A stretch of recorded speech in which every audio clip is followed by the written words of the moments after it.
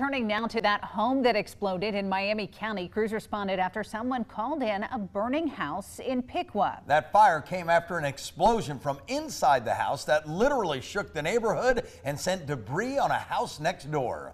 2 News reporter Kirsten Reedford is live in Piqua. Kirsten, you've been there all night. What are you seeing now? Jack, Lauren, I'm on Covington Avenue and on McKinley Avenue right now, where you can see behind me crews are still working to clean up this house and make sure a gas leak is underway. They're trying to make sure that this gas leak is under control after a fire engulfed the house. As you can see, it's completely charred. A call was made by a neighbor around 3 p.m. that sent crews over, and just before they arrived, a citizen risked his life to save someone inside. When the explosion happened, Julio de Leon was stopping by the meat market down the road with his family. When he saw the flames, his fight or flight kicked in and he yelled inside to see if anyone was trapped.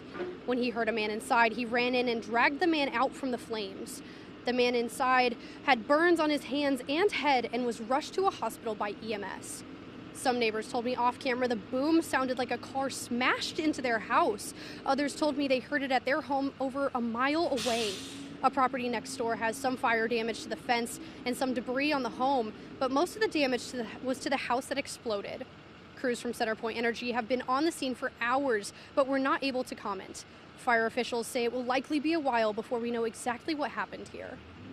Unfortunately, an investigation on something like this takes a long time. I'm sure our crews will be out here with the State Fire Marshal's office well into the night, and then probably back again tomorrow.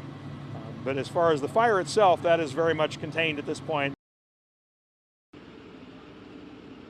Officials are advising everyone to stay clear of the area, especially from Kroger on Covington Avenue, all the way until Glen Street. Just make sure to avoid those areas. As we learn more throughout the night, we'll keep you posted. Reporting live in Piqua, Kirsten Reedford, 2 News.